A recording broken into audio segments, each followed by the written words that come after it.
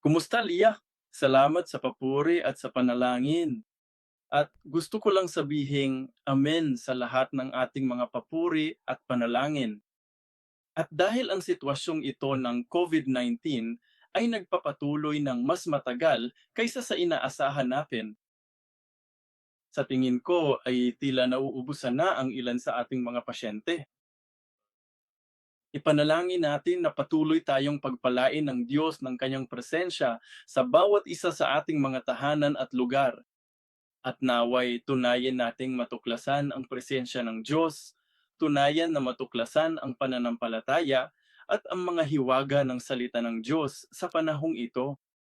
Ngayon, ipagpapatuloy natin ang templo ni Ezekiel at ang pamagat para sa araw na ito. Ang pag-aaral ay mga bagay na hindi matatagpuan sa templo ni Ezekiel. Mga bagay na hindi matatagpuan sa templo ni Ezekiel. Kailangan nating maunawaan na, pasensya na, ang templo ni Ezekiel ay isang imahe na ibinigay ng Diyos kay Ezekiel at sa mga Israelita upang ilarawan ang kanyang makalangit na templo. Hindi. Hindi sila inutusan ng Diyos na itayo ito sa mundong ito. At ang templong ito ay naglalarawan ng bagong Jerusalem sa Apokalipsis Kabanata 21 at 22. Kaya, kung ang templo o ang tabernakulo ni Solomon ang siyang ginawa sa lupa ayon sa mga huwarang ibinigay ng Diyos kina Moises at David, ang templo naman ni Ezekiel ay ang siyang nagmula sa langit. At ito ay karaniwang isang templo na itinayo na ng Diyos at ipagkakaloob pa sa atin sa huli. Kaya't ang Diyos ay nanahan sa parehong templo. Kaya alam natin na ang presensya ng Diyos, ang kaluwalhatan ng Diyos ay nasa parehong templo. At ang mga ito ay naglalarawan ng dalawang magkaibang aspeto ng templo kung saan nananahan ng Diyos, ang makalangit at ang makalupa. At ang makalupa ay ang siyang nagtayo siya sa lupang ito upang makasalamuhan niya ang kayang mga tao. Iyan ang sinabi ng Diyos kay Moises nang ibinigay niya sa kanya ang huwaran para sa tabernakulo. Sa Eksodo, Kabanata 25, versikulo 22, sinabi ng Diyos, doon kita makikipagkita. Kaya ito ay isang lugar ng pagpupulong. Ito ay isang bahay ng Diyos sa lupang ito na naglalarawan ng pagpapanumbalik ng Hardin ng Eden kung saan dating magkasamang naninirahan ng Diyos at ang sangkatauhan. At kaya ito ay isang espasyo sa mundong ito kung saan mahahanap at makakatagpo ng mga tao ang Diyos. Bukod pa rito, ang pisikal at nakikitang imaheng ito ng templo ay naglalarawan sa pisikal na katawan ni Jesus. Nangaihan siyang Diyos na nasa Espiritu, Diyos na di nakikita, na bumababa sa mundong ito, sa lupang ito, upang iligtas tayo, upang makipagkita sa atin, upang makasama natin sa pisikal na katawan. Kaya ang mga ipinahiwatig ng templo, lalo na ang templo sa mundo, ay mayroong tunay na istruktura sa mundong ito. At sinabi ng Diyos sa kanyang bayan na itayo ito, pero mayroon ng espiritual na templo na parang si Jesus dito sa lupa laban kay Jesus na nasa langit, tama ba? Pagkatapos ng muling pagkabuhay ni Jesus, nalaman natin ang tungkol sa muling pagkabuhay ng katawan ni Jesus. Ito pa rin ang Jesus, ngunit medyo naiiba sa panahon bago siya ipinako sa krus. Kaya pwede mong ituring iyon ng medyo naiiba. Ngunit ang ubod, ang esensya ay pareho. Si Jesus ay mayroon ding dalawang magkaibang aspeto, ang pagiging Diyos at ang pagiging tao. At mayroon din tayong dalawang magkaibang aspeto, ang espiritu at ang laman.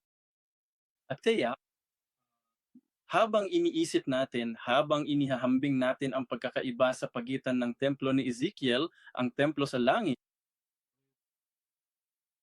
o kung ikumpara sa mga physical na templo tulad ng templo ni Solomon o ng tabernakulo, huwag natin isipon na mayroong dalawang magkaibang entidad o dalawang magkaibang esensya, dalawang magkaibang kahulugan. Ngunit ang isa ay makalangit Ang isa ay ang pinahintulutan sa Diyos na itayo nato sa mundong ito. Kaya anom ang mga kitang-kitang pagkakaiba na matatagpuan sa templo ni Ezekiel. Higit sa lahat, ano ang hindi mo makita sa templo ni Ezekiel o sa templo ni Solomon? Una, ang lababo para sa paghuhugas. Sa madaling salita, ginagamit din ng Biblia ang salitang paggawa. Ang Exodo, Kabanata 30, mga talata 18 hanggang 21 ay nagsasabi sa atin tungkol sa palanggangan ito para sa paghuhugas. Ayon na po. Pagkatapos, ito ang istruktura ng tabernakulo. At kaya pagkatapos ng tansong altar, papasok ka at makikita mo ang tansong hugasan na siyang palanggana para sa paghuhugas. Wala ito roon sa templo ni Ezekiel. Sinasabi sa atin ng Biblia na ang layunin ng sangkatauhan ay ang makipagkita sa Diyos. Kaya ang istrukturang ito ng tabernakulo o ang templo, gaya ng ating napag-aralan noon, ay isang landas kung saan maari tayong makipagkita sa Diyos. Kaya lahat ng mga bagay na ito na kumakatawan sa iba't ibang aspekto at ministeryo at papel ng Biblia tungkol kay Jesus at sa pagbabayad sala at iba pa, ito ay mga proseso o hakbang, mga paraan kung saan maaari tayong makipagkita sa Diyos. At kaya dahil dito, sa ibabaw ng kaban ng tipan, sa ibabaw ng luklukan ng awa, bumababa ang presensya ng Diyos. At sinabi niya, magkikita tayo roon. Kaya ito ay karaniwang isang proseso ng kaligtasan. Ng landas kung saan tayo naliligtas at lumalapit tayo sa Diyos. Kaya sinasabi sa ato ng Biblia na ang layunon ng sangkatauhan ay ang makipagkita sa Diyos. Nakikipagkita tayo sa Diyos sa kabang ng tipan. Simula sa pintuan, tayo ay tinutubos para sa ating mga kasalanan, sa altar para sa handog na susunugin at tinatanggap ang banal na espiritu sa palanggana, ang hugasan. Sinabi ni Jesus na ang tubig na ibinibigay ni Jesus ay ang banal na espiritu. Juan, Kabanata 7, talata 38 ug 39. At ang istruktura ng tabernakulo ay may tatlo bahagi. Una, ang hukuman na kumakatawan sa ministeryo ni Jesus, pagbabayad sala at pagpapatawad. Ang banal na lugar ay tumutukoy sa ministeryong ng banal na espiritu. Pagkatapos ni Jesus, bago ipinako sa krus si Jesus, sinabi ni Jesus, "Ako'y alis, ngunit ipapadala ko ang banal na espiritu at ang espiritu ng katotohanan. Ang tumutulong espiritong ito ay tutulong sa iyo na maunawaan ang mga bagay na nais kong sabihin sa iyo." Kaya't pinahintulutan tayo ng banal na espiritu, tinutulungan tayo nitong makilala siya, upang makilala ang Diyos at magkaroon ng kaugnayan sa Kanya. Kaya sa pamamagitan ng banal na espiritu ay pumapasok tayo sa banal na lugar at lumalapit sa Diyos. At sa huli, ang kabanal-banalang lugar ay ang ministeryo ng Diyos, ang Ama, kung saan natin nakakatagpo ang kaluwalhatian ng Diyos, kung saan tayo aktual na lumalapit o nakikipagkita sa Kanya. Hindi natin malalampasan ng paulit-ulit at paglago ng kasalanan kung wala ang tulong ng banal na espiritu. Kaya kahit na tayo ay natubos na para sa ating mga kasalanan dito, kung wala sa atin ang banal na espiritu, babalik tayo at magpapatuloy sa pagkakasala muli. At sa pamamagitan ng banal na espiritu, nagbabago ang ating mga buhay. Sa pamamagitan ng banal na espiritu, tayo nalalapit sa Diyos sa atong kaalaman, sa atong relasyon sa Kanya. Awit 51, versikulo 11. Haring David, nang magkasala siya ng pangangalunya kay Bathsheba, alam niya nang mapagtanto niya na nagkasala siya laban sa Diyos, nagsisi siya. At alam niya na ang bilog ng kasalanan, na ang siklong ito ng kasalanan ay hindi maaaring putulin ng walang banal na espiritu. At iyon ang dahilan kung bakit sa awit 51, nanalangin siya, Diyos, ako'y ipinanganak ng ganito, ipinanganak na may kasalanan. Hindi lang dahil sa kasalanang nagawa niya kay Bathsheba. Napagtanto niya na ang kasalanang nasa kalooban niya ang dahilan kung bakit siya kumilos ng ganito. Hindi ang kasalanang hindi niya sinasadyang nasabi, kundi ang kasalanang nasa kanya na at kaya alam niya na. Ang tanging paraan para maalis niya ang kasalanang ito, ang pagiging makasalanan, ay ang mamuhay ayon sa banal na espiritu. Kaya iyon ang dahilan, tinanong niya ang Diyos, "Huwag mo alison sa akon ang iyong espiritu." Kaya ipanalangin din natin na anumang ang mangyari, anumang uri ng sitwasyon natin, naway patuloy tayong paglingkuran ng banal na espiritu, tulungan tayo upang hindi na tayo bumalik sa kasalanan para hindi natin maranasan ang ganoong pagnanasa upang ang kasalanang iyon ay hindi mamulaklak at mamunga. Ngunit ang kasalanang iyon ay matutubos at aalisin. 1 Kabanata 3, mga bersikulo 3 hanggang 5, sinabi ni Jesus, kinakailangan ninyong ipanganak na muli, ipanganak sa tubig at sa espiritu. Sa pamamagitan ng espiritu, tayo ay maaaring ipanganak na muli, na maaari tayong maaari nating hubarin ang ating lumang sarili, hubarin ang ating lumang damit sa espiritual na pananalita at isusuot ang bagong damit na siyang si Hesukristo. Pangalawa, isang hanay ng mga bagay na wala roon sa templo ni Ezekiel.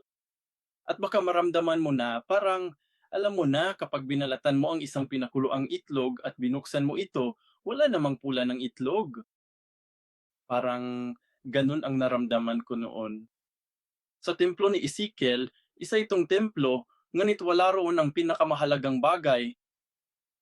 Kaya ang mesa para sa tinapay ng presensya, ang kandilero at ang altar na nagsusunog ng insenso, ang altar para sa sinusunog na insenso. Ay ang hapag para sa tinapay, Juan, Kabanata 6, mga bersikulo 47 hanggang 51. Sabi ni Jesus, siya ang tinapay. Siya ang tinapay na bumaba mula sa langit. Sabi ni Jesus, siya ang mana. Ilawan, 1 Kabanata 1, bersikulo 4, nasa kanya ang buhay, at ang buhay na iyon ay siyang ilaw ng tao. Ito ay tumutukoy sa salitang nagkatawang tao na si Hesukristo, pahayag 21, bersikulo 23, dahil ang kordero ay ang kordero, hindi na natin kailangan ng ibang liwanag. Kita mo, sabi ni Jesus, siya ang ilaw. Sinasabi ni Jesus na siya ang kordero. Sa Juan Kabanata 8 din, sinabi ni Jesus na siya ang ilaw ng sanlibutang ito. Altar para sa pagsusunog ng insenso, ang altar para sa insenso. At ito ay kumakatawan sa mga panalangin ng mga banal. Tama ba? At wala yun doon. At ito ang altar ng insenso.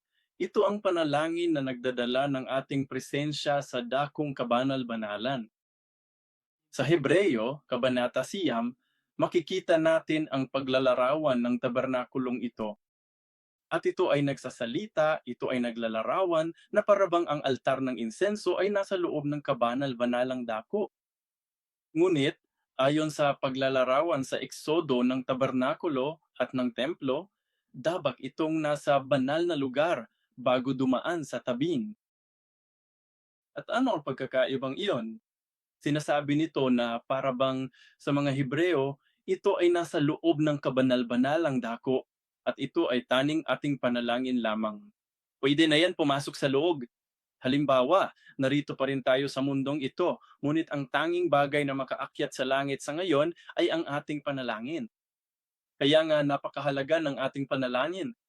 Kaya nga ang ating panalangin ang nagdadala sa atin sa kaharian ng langit. Ito ang aming panalangin na maari paglipat o paglalakbay sa pagitan ng dalawang mundo. Ang ating panalangin ang makapagdadala ng ating mga puso at ng lahat ng bagay mula sa mundong ito, mula sa espiritual na pisikal na mundong ito, patungo sa espiritual na mundo ng kaharian ng Diyos. At kaya nga, napakahalaga ng panalangin na pagtanto ko na Iba ang delivery, GrabFood o Panda. Alam mo na, isipin mo ang post. Lubos naming pinahahalagahan ang mga serbisyong iyon. Kaya nitong mga nakaraang araw, dahil sila ang mga taong kayang maglakbay sa pagitan ng iba't ibang tao, sa pagitan natin at ng pagkain, sila ang koneksyon. O kung wala sila, hindi ko alam kung paano tayo mabuhay, di ba? Gayon din ang panalangin ang siyang maghahatid sa atin sa kaharian ng langit. At bilang resulta, ipinapadala ng Diyos ang kanyang mga pagpapala, ang kanyang mga sagot mula sa langit, sa mundong ito. Kaya iyan ang kahalagahan ng altar ng insenso. At saka isa pang bagay na kulang ay ang kurtina, ang belo, isa Hari 6, versikulo 31. Para sa pasukan ng panloob na santuaryo, gumawa siya ng mga pinto na gawa sa kahoy na olibo, pati na rin ang mga hamba ng pinto na may 5 gilid. 2 Kronika 3, versikulo 14. Gumawa siyang lambong na kulay abo, lila, pulang-pula at pinong lino, at gumawa siyang mga kerubin doon. Ay ang bilo na ito ay ang huling hangganan sa pagitan ng huling pinto, landas, patungo sa presensya ng Diyos. Parang ang huling pasukan patungo sa puno ng buhay. Ang presensya ng mga kirubin, ang nagliliyab na espada. Tama ba? Ito ang nagpapaiba. Ang kabanal-banalang lugar at ang kaban ng tipan. Ezekiel 41, versikulo 23. Ang templo at ang santuario ay may tigdalawang pinto. Tama ba? Pero wala roon ang belo. Nang mamatay si Jesus sa krus, ang kurtina ng templo, ang tabing, ay napunit sa dalawa mula itaas hanggang sa ibaba. Mateo 27, versikulo 51. Ito ang interpretasyon ng mga gurong Hudyo, lalo na ng mga mesyanikong Hudyo. Ganito nila binibigyang kahulugan. Marami sa inyo ang malamang nakarinig na nito dati, pero sa kanilang kultura, sa kanilang tradisyonal na kultura, kapag nakakita at nasaksihan nila ang isang taong namamatay at ang isang tao ay nalagutan ng hininga sa kanilang harapan, kailangan nilang punipin ang kanilang damit. At kaya, ang ekspresyong ito na humihinga ng huling beses ay isang ekspresyon sa Biblia, ekspresyong Hebreyo. Ug tungod niana, sa dihang miabot na ang katapusang gininhawa ni Jesus, sumala sa nahisulat sa Ebanghelyo ni Marcos, Kapitulo 15.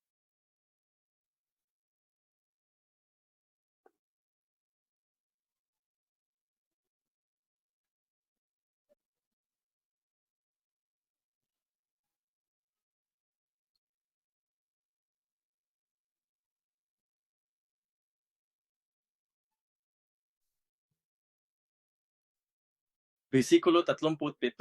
At sumigaw ng malakas si Jesus at nalagot ang kaniyang hininga at ang tabing ng templo ay napunit na nagkadalawa mula sa itaas hanggang sa ibaba. At may ilang iskular na binibigyang kahulugan ang tabernakulo bilang kasuotan ng Diyos na parang kasuotan ng mataas na saserdote. At ang pangwakas na damit, ikaw ang tabing na tumatakip sa mismong presensya, ang larawan ng Diyos. Ngunit nang mamatay si Jesus sa krus, walang sinuman ang naroon. Tinanggihan siya lahat. Ngunit may isang taong naroon na nakasaksi at pinunit ang kaniyang damit. At iyo to ang ama pala iyon. Pinunit ang kanyang dahit. At doon nga, napunit ang belo at ang napunit na belo ay naging isang ebidensya. At Jesus, hindi na ito naayos muli. At sa makatuod, mula sa puntong iyon, kahit na tayo ay mahina, kahit na tayo ay nagkakamali, masasabi ni Jesus sa Ama, Ama, ang tabing na ito ay bukas. Maari pa rin silang lumapit sa iyo kahit na sila ay mga makasalanan. Dahil ang belo na iyon ang pangwakas na proteksyon. Dahil ang mga makasalanan, kapag sila ay pumapasok sa harapan ng kaba ng pipan, mga makasalanan. Kapag nakita nila ang mukha ng Diyos, mamatay sila sa sakit, hindi ba? Ngunit, dahil napunit ang tabing na ito, kailangang tanggapin ang Diyos ang ganoong bagay. Ganon ito, binibigyan kahulugan ng mga gurong Hudyo. Sipi, ngunit dumako tayo sa mga Hebreyo, Kabanata 10, mga talata 11 at 20. Kaya nga, mga kapatid, yamang mayroon tayong pagkakatiwala na makapasok sa banal na lugar sa pamamagitan ng dugo ni Hesus. Isang bago at buhay na daan na kanyang pinasinayaan para sa atin. Sa pamamagitan ng belo na siyang kaniyang laman, ang belo ay kumakatawan sa laman ni Hesus na napunit. At dahil diyan, kahit na tayo ay makasalanan, dahil sa dugo ni Hesukristo na naghugas ng ating mga kasalanan, maari tayong makatayo sa harap ng ating Diyos. Sa krus, ang katawan ni Jesus ay pinunit at pinaharap tayo sa Diyos. At saka, ang huling bagay na wala roon, ang kaban ng tipan. Kaya mo siguro iniisip, ano ang kahulugan ng templong ito? Dahil ang kaban ng tipan ay kung saan dapat bumaba ang Diyos at makipagkita sa atin, tama ba? Ang kaban ng tipan sa kabanal-banalang lugar ay sumisimbolo sa presensya ng Diyos. Mayroong dalawang tapyas na bato, ang mana at ang tungkod ni Aaron na may suntok na kumakatawan sa presensya ni Jesus at sa ministeryo ni Jesus. Si Jesus, ang salitang nagkatawang tao, ang kanyang muling pagkabuhay. At siya'y bumababa mula sa lanhit. Pero wala yun roon. Kaya bakit? Ano ang mapapala natin sa mga paghihiban na ito? Bilang konklusyon, ang mga nawawalang kagamitan sa templo ni Ezekiel ay tila yaong mga pangunahing mahalaga sa templo ni Solomon. Ibig sabihin, sa templo ni Solomon, ito ang mga pinakamahalagang bagay. Ngunit wala ang mga ito sa templo ni Ezekiel. Bakit? Ang kawalan ng mga kagamitang ito sa templo ni Ezekiel ay nagbibigay sa atin ng pahiwatig na ang templong ito ay maisasagawa pagkatapos ng gawaing pagbabayad sala ni Jesus. Kita mo, lahat ng mga bagay na ito ay mga anino lamang. Kanino? Tungkol kay Jesus, sa kanyang ministeryo, at sa banal na espiritu. At ang Espiritu Santo ay naisinugo ni Jesus. Siyempre, sarili niyang espiritu, di ba? At inaakay tayo ng banal na espiritu kay Jesus upang maunawaan natin siya. Ngunit dumako tayo sa mga Hebreo, Kabanata 9, versikulo 21. Mga Hebreo, Kabanata 9, versikulo 28. Gayon din naman si Kristo, na minsang inihandog upang dalhin ang mga kasalanan ng marami, ay muling pakikita, hindi na may kasalanan, sa ikaduha upang iligtas ang mga naghihintay sa Kanya. Siya'y darating sa mga sabik na naghihintay ng walang pagsalang kasalanan. Sa tingin ko, nabanggit ko na rin ito dati, pero hindi ko tinutukoy ang kasalanan. Ibig sabihin ay ang mga taong hindi na kailangang mapatawad muli sa kanilang mga kasalanan. Bakit? Dahil ginawa na ni Jesus ang tama. Ang ikalawang pagparito ay hindi na darating upang mamatay muli sa krus. Tama ba? Pero kapag dumating siya, darating siya para iuwi tayo. At kapag dumating siya, iyon ay iuwi niya tayo sa makalangit na templo na katulad ng templo ni Ezekiel sa Bagong Jerusalem. At doon, dumako tayo sa pahayag 21, versikulo 22, parang ganito. 1.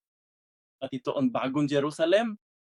Wala akong nakitang templo roon sapagkat ang Panginoong Diyos ang makapangyarihan sa lahat at ang Kordero ang siyang templo nito, hindi ba? Sa Bagong Jerusalem, sa templo ni Ezekiel, may ilan sa mga bagay na ito na hindi natin makita. Sa Bagong Jerusalem, wala raon ang buong templo. Bakit? Dahil siya ang templo, siya ang tunay na templo. At kasama natin siya, di ba? At sa Kabanata 22, Pahayag 22, versikulo 5, sinasabi nito, "At hindi na magkakaroon pa ng gabi, at hindi na nila kakailanganin ang liwanag ng ilawan o ang liwanag man ng araw. Sapagkat ang Panginoong Diyos ang siyang magbibigay liwanag sa kanila at sila'y maghari magpakailanman." Kaya balikan natin at isipin ang tinapay o ang palanggana. Natatandaan mo ba ang mga tubig na buhay na umagos, walang hanggang umagos mula sa templo ni Ezekiel? Iyan ang papalit sa palanggana. Ang nag-uumapaw na pagpapala ng banal na espiritu ay naaron sa lahat ng oras. At tayo ay parang mga puno, itinanim sa tabingang ilog ng mga buhay na tubig upang lagi nating samantalahin at matanggap ang nutrisyon, espiritual na nutrisyon mula sa ilog na iyon. At sa makatuod ay hindi na kailangan ng palangganang iyon. Hindi na kailangan ng pansamantalang bagay na yan. Nasa iyo ang walang hanggan. Ang tinapay ng presensya ay, sabi ni Jesus, ako ang mana. Pero meron tayong Jesus, di ba? Naroon si Jesus. Wala nang tinapay ng presensya. Hindi na kailangan ang anino na iyon. Ganon din sa liwanag. Ganon din sa altar ng insenso. Ito ang atong mga anino. At ang mga anino na iyon,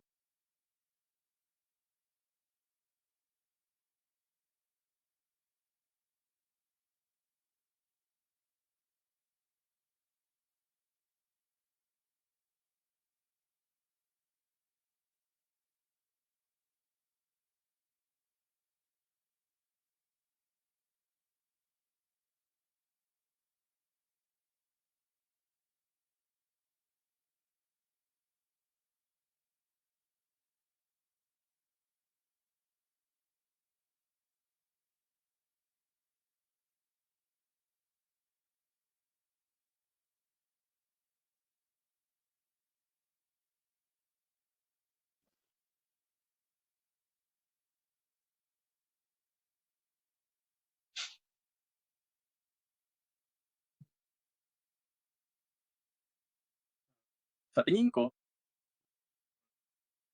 natanggal ang screen o pasensya na.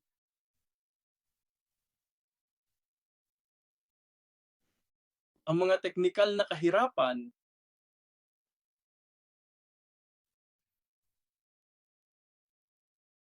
kaya muli, hindi na kailangan ng anino.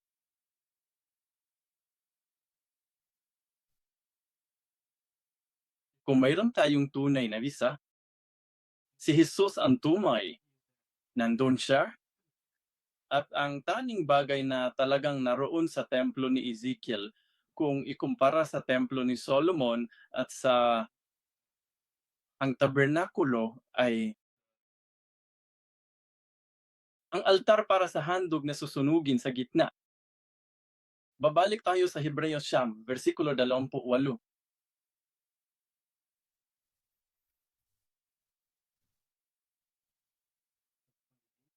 Dayon din naman si Kristo na minsang inihandog upang pasanin ang mga kasalanan ng marami. Iyan ang simula at ang wakas.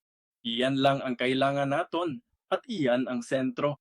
Ang krus ni Jesus, ang handog na susunugin, at siya'y babalik at siya'y kasama natin. Siya ang templo, siya ang tubig na nagbibigay buhay, siya ang tinapay, at siya ang ilaw, at siya ang kapag naroon siya, hindi natin kailangan ang altar na iyon para sa handog na susunugin. Kinakausap natin siya, at siya ang kaban ng tipan. At ipinapaalala nito sa atin ang mga kasabihang ako ay. Sinabi ni Jesus na ako ay igo. Ano? Ang igo emi sa Hebreyo ay Yahweh. Tama ba? Nang tanungin ni Moses ang Diyos, ano ang iyong pangalan? Sa madaling salita, ano ang sasabihin ko kapag tinanong nila ako, sino ang nagsugo sa iyo? At sinabi ng Diyos, Lovely? Ibig sabihin ay, Yahweh, ako ay kung sino ako. Ako ay magiging kung sino ako at ang pangalang ito na si Jesus ay nagsasabing, ako nga. Sinasabi ni Jesus na ako ang Diyos.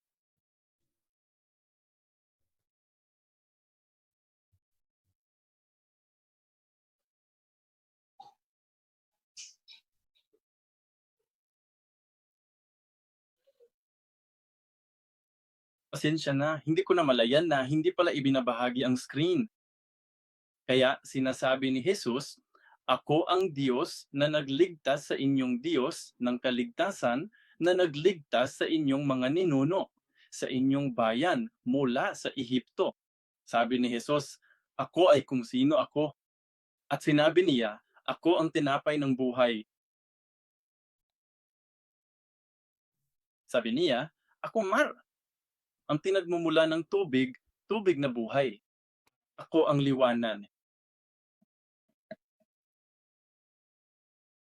At patuloy niyang sinasabi, "Ako nga."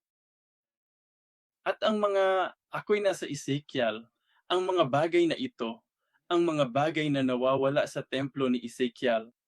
Bakit? Dahil sa wakas ay nandoon na siya, templo ni Ezekiel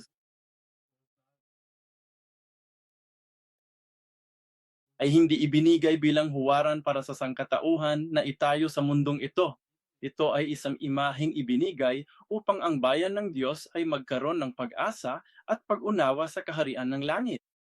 At hindi ito anino, hindi ito isang paraan, hindi ito isang landas. Siya yun, nandoon siya. Hindi ito daan, dahil dapat ay nakarating na kami ng mga oras na iyon. Kaya, panghuli, Jeremiah 3:16, mangyayari sa mga araw na iyon na kayo'y dadami at lalago sa lupain, sabi ng Panginoon. Hindi na nila babanggitin ang kaban ng tipan ng Panginoon at hindi na iyon mapapasaisip ni maalala man nila iyon. Hindi rin nila ito palampasin ni hindi na ito muling gagawin. Sinabi ng Diyos sa pamamagitan ni Jeremias, "Daratong ang araw na hindi na ninyo kakailanganin ang kaban ng pipan." Bakit? Dahil ang tunay ay naroon. Ang tinapay, kandilero, insenso, belo at kaban ng tipan ay pawang mga anino ng tunay na siya na ating hinahanap. Pero kapag kasama natin siya, hindi na sila kailangan. Kaya't dalangin ko na dumating ang araw na iyon para sa atin, kung kailan si Jesus ang tunay na tinapay, ang tunay na liwanag, at siya ang nagtaas ng panalangin ng mga pari para sa atin. Naway, makatagpo naton siya, mamuhay kasama niya, upang siya'y maging pinagmumulan ng ating tinapay, ng ating buhay, at ng ating makapanalangin. At tandaan, may mga pagkakataon na napakahirap ng mga bagay-bagay na mahirap na para sa atin kahit ang manalangin. Tandaan natin na si Jesus ang nananalangin para sa atin.